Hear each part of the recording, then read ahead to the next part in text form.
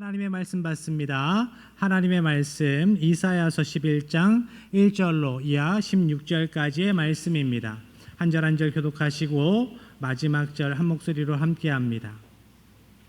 이새의 줄기에서 한 싹이 나며 그 뿌리에서 한 가지가 나서 결실할 것이요 그의 위에 여호와의 영 곧 지혜와 총명의 영이요 모략과 재능의 영이요 지식과 여호와를 경외하는 영이 강림하시리니 그가 여호와를 경외함으로 즐거움을 삼을 것이며 그의 눈에 보이는 대로 심판하지 아니하며 그의 귀에 들리는 대로 판단하지 아니하며 공의로 가난한 자를 심판하며 정직으로 세상의 겸손한 자를 판단할 것이며 그의 입에 막대기로 세상을 치며 그의 입술의 기온으로 악인을 죽일 것이며 공의로 그의 허리띠를 삼으며 성실로 그의 몸의 띠를 삼으리라. 그때 이리가 어린 양과 함께 살며 표범이 어린 염소와 함께 누우며 송아지와 어린 사자와 살진 짐승이 함께 있어 어린 아이에게 끌리며 암소와 곰이 함께 먹으며 그것들의 새끼가 함께 엎드리며 사자가 소처럼 풀을 먹을 것이며 젖먹는 아이가 독사의 구멍에서 장난하며 젖된 어린 아이가 독사의 굴에 손을 넣을 것이라. 내 거룩한 산 모든 곳에서 해됨도 없고 상함도 없을 것이니 이는 물이 바다를 덮음같이 여호와를 아는 지식이 세상에 충만할 것임이니라.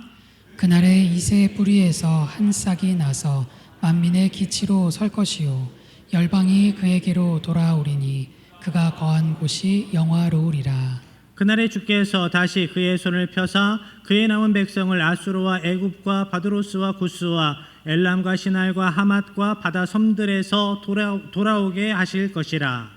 여호와께서 열방을 향하여 기치를 세우시고 이스라엘의 쫓긴 자들을 모으시며 땅 사방에서 유다의 흩어진 자들을 모으시리니 에브라임의 질투는 없어지고 유다를 괴롭게 하던 자들은 끊어지며 에브라임은 유다를 질투하지 아니하며 유다는 에브라임을 괴롭게 하지 아니할 것이요 그들이 서쪽으로 블레셋 사람들의 어깨에 날아앉고 함께 동방 백성을 노략하며 에돔과 모압의 손을 대며 암몬 자손을 자기에게 복종시키리라. 여호와께서 애굽 해만을 말리시고 그의 손을 유브라데 하수 위에 흔들어 뜨거운 바람을 일으켜 그 하수를 쳐 7갈래로 나누어 신을 신고 건너가게 하실 것이라. 그의 남아있는 백성 곧 아수르에서 남은 자들을 위하여 큰 길이 있게 하시되 이스라엘이 애굽 땅에서 나오던 날과 같게 하시리라. 아멘. 할렐루야. 평안하시길 바랍니다. 여러분의 심령이 평안하시길 바랍니다. 여러분의 가정이 평안하시기를 축복합니다. 우리 교회가 평안하기를 축복합니다. 대부분의 사람은 믿음이 없는 사람들도 평화를 원합니다. 정신이 이상한 사람 아니면 평안을 원치 않는 사람은 없을 겁니다. 그런데 세상에서 들려오는 소리가 평안의 소리, 평화의 소리가 극히 드물어요.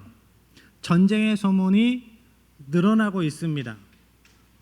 야, 이제는 평화조약을 맺자. 그러고 나서 그 다음날 미사일을 쏘고 이런 상황 가운데에서 그런 뉴스가 들려오면 이제는 너무 그런 뉴스만 들려오다 보니까 이제 그런 이야기가 일상의 이야기처럼 들릴 정도입니다.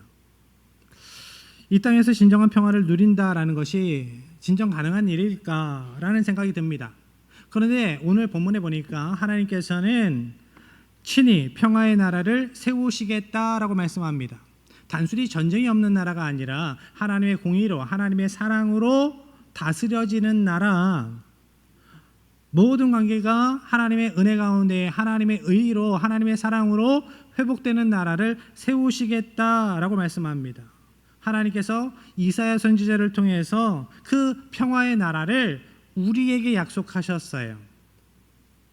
이사야는 먼저 이 평화의 나라를 다스릴 왕에 대해서 이렇게 예언을 하고 있습니다. 본문으로 들어갑니다. 1절입니다. 이새의 줄기에서 한 싹이 나며 그 뿌리에서 한 가지가 나서 결실할 것이요. 이새는 다윗의 아버지입니다. 하나님께서는 다윗의 가문에서 메시아를, 새로운 왕을 세우실 것이다 라고 약속하셨습니다. 그런데 다윗의 왕좌가 아니라 이새의 줄기라고 말씀합니다. 줄기라는 단어를 살펴보니까 베어진 나무의 구루터기라는 뜻이 있어요. 전에 말씀드린 대로 히브리어, 헬라어에는 한 단어에 여러 가지 뜻이 있습니다. 그 가운데에 줄기라는 단어가, 이 계자라는 단어가 줄기라고 여기에서는 해석이 됐는데 그 뜻 안에 구루터기라는 뜻이 있어요. 울창한 나무가 아닙니다. 왕관을 쓴 왕조가 아닙니다. 이미 잘려나가 죽은 것처럼 보이는 구루터기, 나무의 밑둥입니다. 당시 유다의 현실이 이러했습니다. 다윗 왕조는 머지않아서 바벨론의 침략으로 무너질 위기에 있었습니다. 사람들의 눈에 이제 모든 것이 끝났다 생각되었습니다. 그렇지만 하나님께서는 사람들이 끝이라고 생각하는 그 자리에서 새로운 구원의 역사를 시작하십니다. 그 구루터기에서 한 싹이 돋아날 것이다 라고 말씀합니다. 이 말씀, 우리가 너무나 잘 아는 대로 하나님께서 보내실 메시아에 대한 약속, 언약의 말씀입니다. 그 뿌리에서 한 가지가 나서 결실할 것이요 라고 말씀하고 있습니다. 여기에서 가지라는 단어가 히브리어로 넷제르라고 하는데, 이 단어와 어근을 같이 하는 단어가 있어요. 우리가 잘 아는 나사렛이라는 단어입니다. 나사렛 아시죠? 어떤 마을이었습니까? 가난한 사람들이 그곳에 모여 살았습니다. 천대받던 사람들이 모여서 살았습니다. 예수님께서 베들레헴에서 태어나셨지만 유년기를 이 나사렛이라는 동네에서 보내셨어요. 그래서 예수님을 일컫는 이름, 호칭 가운데 나사렛 사람 예수라는 호칭이 있습니다. 하나님께서는 예수님을 이 땅에 메시아로 보내실 것을 예수님께서 이 땅에 오시기 700년 전에 이사야 선지자를 통해서 미리 약속하신 겁니다. 그리고 예수님이 메시아로서 어떻게 이 땅을 다스리실지, 통치하실지에 대해서 이렇게 말씀합니다. 2절로 이어갑니다. 그의 위에 여호와의 영, 곧 지혜와 총명의 영이요 모략과 재능의 영이요 지식과 여호와를 경외하는 영이 강림하시리니. 세례 요한에게 세례를 받으실 때 예수님께서 성령의 임재를, 충만한 임재를 받으시지요. 그 모습을 이야기를 하는 거예요. 예수님께서는 지혜와 총명의 영, 모략과 재능의 영, 지식과 여호와를 경외하는 영, 성령님의 풍성한 지혜로 사역하실 것이다, 이 땅을 다스리실 것이다 라는 말씀입니다. 그리고 그 영, 성령님은 여호와를 경외하는 영이라고 말씀하시죠. 3절의 말씀으로 이어갑니다. 그가 여호와를 경외함으로 즐거움을 삼을 것이며 그의 눈에 보이는 대로 심판하지 아니하며 그의 귀에 들리는 대로 판단하지 아니하며. 하나님을, 여호와를 경외하는 영, 성령님처럼 예수님도 하나님을 경외함으로 하나님을 즐겁게 하는, 하나님의 계획을 이루는 그 사역을 기쁨으로 그렇게 살아가실 것이다. 그렇게 이 나라를, 하나님 나라를 통치하실 것이다 라고 말씀하고 계십니다. 예수님조차도 자신의 뜻이 아니라 하늘 아버지의, 성부 하나님의 뜻대로 기쁨으로 이 땅을 다스리신다. 하나님의 뜻대로 이 땅을 통치하시는 메시아 예수님에 대해서 예언이 이렇게 이어집니다. 4절의 말씀, 공의로 가난한 자를 심판하며 정직으로 세상의 겸손한 자를 판단할 것이며 그의 입의 막대기로 세상을 치며 그의 입술의 기운으로 악인을 죽일 것이며. 예수님께서 이렇게 의롭게 통치하실 것이다, 다스리실 것이다 라고 말씀하세요. 그런데 이 말씀 가운데에 공의로 가난한 자들을 심판하신다라는 이 구절이 쉽게 이해가 가십니까? 왜 공의로 심판하실 때 가난한 자들을 심판하신다라고 말씀하실까요? 가난한 사람이 죄를 더 많이 지어서 그럴까요? 분명히 그런 말씀이 아닙니다. 여기에서 가난한 자라고 할 때 우리가 언뜻 기억나는 성경 구절이 있죠. 마태복음 5장의 산상수훈에 보면 예수님께서 가난한 자에 대해서 말씀하시잖아요. 심령이 가난한 자, 하나님을 더 사랑하고 하나님의 은혜를 더 갈급하게 구하는 하나님의 백성들을 말씀하시는 겁니다. 그리고 심판한다라는 부분을 원어적으로 살펴보면 변론한다, 변호한다라는 뜻이 있어요. 재판이 있습니다. 심판의 자리가 있어요. 그곳에서 최종 목적이 싸그리 다 죽이는 것이 아니에요.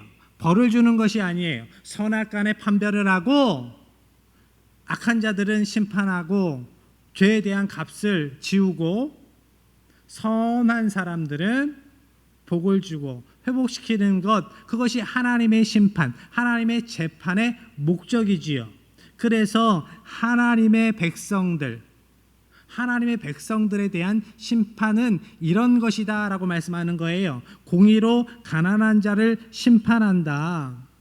예수님께서는 하나님의 은혜에 갈급한 자들, 믿음으로 살아가는 하나님의 백성들을 변호하시고 지켜주신다. 이것이 메시아로 이 땅에 오신 예수님의 통치다. 예수님의 다스리심이다 라고 가르쳐 주시는 거예요. 그런데 예수님께서 이렇게 당신의 백성들, 하나님의 백성들, 온유하고 겸손함으로 하나님의 말씀을 따라 살아가는 성도들은 변호하시고 지켜주시는데, 반대로 죄에 물든 세상과 악인들은 그의 입의 막대기로, 그의 입술의 기운으로, 바로 하나님의 말씀으로 치실 것이다, 죽이실 것이다 라고 분명하게 말씀합니다. 하나님의 심판의 기준은, 법은 하나님의 말씀이에요. 하나님의 입에서 나온 그 입술의 기운, 그 입의 막대기. 그리고 이어서 이렇게 말씀이 이어집니다. 5절입니다. 공의로 그의 허리띠를 삼으며 성실로 그의 몸에 띠를 삼으리라. 허리띠와 몸의 띠는 왜 하지요? 허리띠 하셨습니까? 허리띠를 왜 할까요? 구분하기 위해서. 여기가 허리야. 나도 허리가 있어. 여기가 상체고 여기가 하체인 거야. 바지가 내려가는 것을 막기 위해서. 창피하니까. 여러분, 허리띠, 옛날에 이제 한복을 입고 명절 때 어머니들이 일을 하시면 허리띠 대신 아무 끈이나 이렇게 휙 동여매는, 그렇게라도 허리띠를 만드는 이유가 뭘까요? 일을 할 때 거추장스럽지 말라고. 그렇죠? 옷을 고정하는 거죠. 공의와 성실로 띠를 삼는다라는 것은 예수님께서 성도들을 공의로, 사랑으로 그렇게 변론하시고 보호하시고 인도하실 때, 그 사역을 하실 때 대충 슬렁슬렁 하지 않으신다라는 겁니다. 딱 맘먹고 열심히 그 일을, 그 사역을 감당하신다라는 거예요. 그리고 예수님께서 이렇게 공의와 성실로 하나님의 말씀으로 온전히 하나님의 백성들을 지키시고 세상을 통치하시는 그때가 되면, 온전히 통치하시는 그때가 되면, 너희들이 말도 안 된다고 생각했던 것들, 너희들이 상상할 수도 없었던 평화의 나라가 이루어진다라고 약속하십니다. 본문 말씀에서 이리가 어린 양과 함께 살고 표범이 어린 염소와 함께 눕고, 그리고 사자가 소처럼 풀을 뜯어먹는다라는 이 말씀은 동물의 생태계가 완전히 뒤집힌다라는 말씀이 아니잖아요. 이 말씀을 듣고 어린 아이가 심각해진 적이 있어요. 왜, 무슨 문제 있니? 왜 몸이 아프니? 그랬더니 이 아이가 이렇게 이야기를 해요. 사자가 불쌍해요. 사자는 뭘 먹어요? 사자는 굶어 죽을 거 아니에요. 이 말씀 무슨 의미일까요? 이사야는 메시아의 통치 아래에서 죄로 인해 깨어졌던 모든 관계가, 세상의 창조 질서가 온전히 회복될 것이다 라고 이야기를 하는 겁니다. 하나님께서 처음 이 세상을 창조하셨을 때 모든 것은 화평했어요. 평화로웠습니다. 죽음도 없었고 두려움도 없었습니다. 하나님과 인간 사이에는 친밀함이 있었습니다. 사람과 사람 사이에는 신뢰가 있었습니다. 사람과 자연 사이에도 갈등이 없었습니다. 그런데 죄가 이 세상에 들어온 이후에 죄로 인하여 하나님과 인간 사이에 관계가 멀어졌습니다. 단절되었습니다. 사람과 사람 사이에 악행이 지속됩니다. 형제가 형제를 죽입니다. 이간질하고 죽이고 사기치고, 그리고 땅은 인간에게 가시와 엉겅퀴를 냅니다. 땀 흘린 만큼 소출을 얻지 못해요. 열심히 살았는데, 열심히 땀 흘려 살았는데, 그러면 조금은 편해져야 되는데 그렇지 못합니다. 그 이유가 어디에 있는가? 죄 때문이다. 죄로 인하여서 이그러진 세상 때문이에요. 여러분 탓이 아닙니다. 열심히 살아온 여러분 탓이 아니에요. 물론 나의 욕심으로 내가 어려움 당하기도 하지만, 그것이 아니라면 내가 열심히 선하게 살았는데도 이 세상이 뒤집어져 가지고 잘못되어 가지고 어려움을 당하면 죄 때문입니다. 강한 자가 약한 자를 억압하고 가진 자가 못 가진 자를 더 이용해서 그렇게 배불리고, 이 세상 속에서 사람들은 평안할 수 없습니다. 다른 사람에게 속지 않으려고 긴장해야 해요. 며칠 전에도 전화가 왔어요. 전화가 와서 받았는데 말을 하지 않습니다. 여러분, 상대방이 먼저 말을 하지 않을 때 누구세요? 왜 전화하셨어요? 그러면서 혼잣말을 답답해서 계속 하잖아요. 그러면 그것을 따서 보이스피싱에 이용을 해요. 전화를 받으면, 아빠, 제가 사고가 나서 병원에 왔는데요, 병원비가 없어요 라고 이야기를 하는데, 목소리는 내 아들인데 내 아들은 바로 내 옆에 있어. 그런 일이 있단 말이죠. 문자가 왔습니다. 엄마, 저 급한 일이 있는데 택시비가 없어요. 보내주세요 라고 문자가 왔어요. 그래, 아들아, 어디 있니? 어디에서 무슨 일을 만났니? 그랬더니 엄마, 제가요 이렇게 해서요 어디에 있어요 라고 하는데, 우리 집에는 아들이 없는데. 일부러 보낸 거예요. 아들아, 어디 있니? 그러니 긴장할 수밖에 없어요. 마음을 놓을 수가 없습니다. 어떠한 악한 사람이 나를 음해할지, 나한테 사기를 칠지 모르는 시대 속에 살아가기 때문에 항상 평안할 수 없어요. 세상의 조건만으로는 평안을 누릴 수 없습니다. 긴장 속에서, 두려움 속에서 살아갑니다. 그런데 하나님께서 다스리는 그 나라에서는 평안할 수 있다라고 약속하세요. 하나님께서 주시는 평안으로 살아갈 수 있다.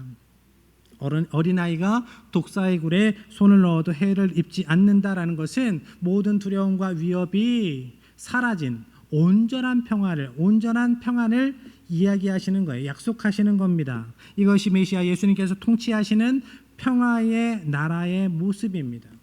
그 평화의 나라, 하나님의 나라는 이미 예수 그리스도로 인하여 시작되었습니다. 예수님께서 십자가로 그 나라를 이루셨어요. 예수님께서는 하나님과 원수되었던 우리를 하나님과 화목하게 하셨습니다. 로마서 5장 1절입니다. 그러므로 우리가 믿음으로 의롭다 하심을 받았으니 우리 주 예수 그리스도로 말미암아 하나님과 화평을 누리자. 이제 하나님의 나라가 시작되었다. 평화의 나라가 시작되었다. 그 평화를 누리자. 예수 그리스도로 믿는 너희들은 평화를 누릴 수 있는 사람들이다. 죄된 세상 속에서 살아가지만 하나님의 나라를 누리며 살아가야 한다. 하나님께서는 너희의 삶이 그렇기를 원하신다. 그래서 평화의 나라는 하나님의 사람들로부터 시작되는 나라입니다. 예수를 믿어 하나님의 백성된 하나님의 사람들, 한 사람의 변화로 시작되는 것, 인간의 본성이 변하면서 변해야지 시작되는 것, 그것이 평화의 나라예요. 그렇다면 무엇이 사람을 변화시키는 걸까? 9절 하반절의 말씀입니다. 함께합니다. 이는 물이 바다를 덮음같이 여호와를 아는 지식이 세상에 충만할 것임이니라. 아멘. 안다라는 단어, 야다라는 이 단어는 인격적인 관계를 통해, 긴밀한 관계를 통해서 경험적으로 그 존재를 안다라는 거예요. 여러분, 여러분의 남편을, 여러분의 아내를 얼마나 알고 계십니까? 다른 사람들보다는 나와 함께 살아가는 그 사람을 더 잘 알지요. 함께 살아가기 때문에, 경험하기 때문에. 우리가 하나님의 나라, 평화의 나라를 누리기 위해서는 어떻게 해야 하는가? 하나님과 친밀해야 해요. 하나님과 교제하는, 영적으로 교제하는 시간이 많아야 합니다. 그래서 하나님을 아는 그 알미, 아는 지식이 충만해야 합니다. 사람들은 세상을 바꾸기 위해서 시스템이 바뀌어야 된다, 뭐가 더 있어야 된다라고 이야기하는데, 성경을 통해서 우리에게 알려주시는 사실, 하나님은 먼저 사람의 마음을 바꾸신다라는 거예요. 사람의 마음을 바꾸신다. 여러분의 심령 가운데에 하나님께서 주시는 평화가 없습니까? 여러분의 가정 가운데에 하나님께서 주시는 평안이 없나요? 하나님과 더욱 가까이 살아가시기를 축복합니다. 그래서 하나님을 아는 지식이 여러분에게 충만하여 하나님을 더욱 신뢰함으로 하나님께서 주시는 평안을 누리는 하나님의 백성 되기를 축복합니다. 한 사람이 변하면 그 가정이 변하고, 한 가정이 변하면 교회가 변합니다. 한 교회가 변하면 사회가 변합니다. 이것이 오늘날 이 땅을 하나님의 나라로 세워가시는 하나님의 방법이었어요.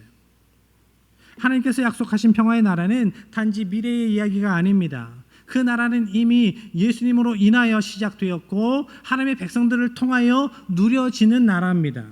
오늘도 복음이 전해지는 그곳에 하나님의 나라가 이루어지고 있는 겁니다. 하나님, 하늘에서 하나님의 뜻이, 하나님의 나라가 이루어진 것 같이 땅에서도 이루어지기를 원합니다. 이것이 너희의 기도여야 한다라고 예수님은 가르쳐 주셨어요. 여러분의 가정이 하나님께서 치리하시는, 통치하시는 평화의 나라 되기를 축복합니다. 여러분의 심령이, 우리 교회가 하나님께서 통치하시는, 예수님께서 통치하시는 하나님 나라, 평화의 나라 되기를 축복합니다. 예수님께서 다시 오시는 그날, 재림의 날, 이 평화의 나라는 완전하게 이루어질 것입니다. 그날에는 눈물이 없고 아픔이 없을 것입니다. 죄됨이나 상함이 없을 것입니다. 그날 우리는 우리의 왕이신 메시아 예수님과 함께 영원을 살아갈 겁니다. 평화의 나라에서, 하나님 나라에서. 그런데 이사야 선지자의 예언을 처음 들었던 사람들은 이 메시지를, 이 하나님의 말씀을, 약속의 말씀을 들었을 때 아멘, 주여 오시옵소서라고 했을까요? 많은 사람들이 이게 가능한 일이야? 라고 생각했을 겁니다. 어떻게 늑대와 어린 양이 함께 살아? 어떻게 어린아이가 독사의 굴에 손을 넣는데 물지를 않아? 야, 이게 말이 되는 소리야? 라고 생각했던 사람들이 많았을 겁니다. 해함이 없는, 상함이 없는 이 세상을 바라보기 때문에, 이 세상 속에서 이 세상만을 바라보기 때문에 하나님의 말씀이 믿어지지가 않아요. 하나님은 그런 마음을 아시고 역사 속에서 실제 사건을 통해서 이 하나님께서 약속하신 평화의 나라가 가능하다라는 징표를 보여주십니다. 10절 상반절의 말씀입니다. 그날에 이새의 뿌리에서 한 싹이 나서 만민의 기치로 설 것이요. 기치는 군대에서 사용되는 깃발입니다. 전쟁터에서 군사들을 모을 때 뭘로 해야 되는가? 깃발로 해야 해요. 아우성입니다. 그곳에서 군사들은 깃발을 보면서 왼쪽으로도 가고 오른쪽으로도 가고 전진하기도 하고 후진하기도 합니다. 후퇴하기도 해요. 그리고 그 깃발 아래, 그 깃발을 중심으로 모여듭니다. 하나님께서는 메시아를 모든 민족이 모여드는 깃발로 세우시겠다라고 말씀하세요.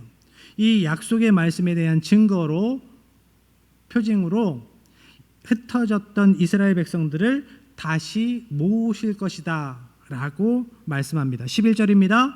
그날에 주께서 다시 그의 손을 펴사 그의 남은 백성을 아수르와 애굽과 바드로스와 구스와 엘람과 시날과 하맛과 바다섬들에서 돌아오게 하실 것이라. 그런데 당시 이 말씀은 불가능한 것처럼 보이는 말씀이에요. 불가능한 일이었습니다. 북이스라엘은 이미 아수르에 멸망당한 지 오래입니다. 이제 남유다도 바벨론에게 잡아먹히기 얼마 남지 않은 그러한 상황이에요. 그런 상황 가운데에서 사람들의 눈에 볼 때는 하나님의 백성들은 완전히 멸절될 것 같은 이러한 상황 가운데에서, 더구나 북이스라엘과 남유다는 그저 오랫동안 떨어져 있었던 형제 나라가 아니었거든요. 솔로몬 이후 이 두 나라가 서로 원수로 여기면서 오랜 시간 죽일 듯이 미워했습니다. 그런데 하나님께서는 이렇게 말씀을 하세요. 13절의 말씀입니다. 에브라임의 질투는 없어지고 유다를 괴롭게 하던 자들은 끊어지며 에브라임은 유다를 질투하지 아니하며 유다는 에브라임을 괴롭게 하지 아니할 것이요. 에브라임은 북이스라엘을 대표하는 이름이고 유다는 남유다를 대표하는 이름입니다. 하나님께서는 원수처럼 살아가던 형제들을 다시 하나로 만드시겠다라고 약속하세요. 이것은 늑대가 어린 양과 함께 사는 것만큼이나 불가능한 일인데 하나님은 그 불가능을 가능하게 하신다라고 말씀합니다. 하나님께서는 실제 역사 속에서 이 일을 이루셨어요. 바벨론 포로로 끌려갔던 유다 백성들을 다시 예루살렘으로 돌아오게 하셨고, 흩어졌던 하나님의 백성들은 다시 하나님의 언약 안으로 모여들기 시작했습니다.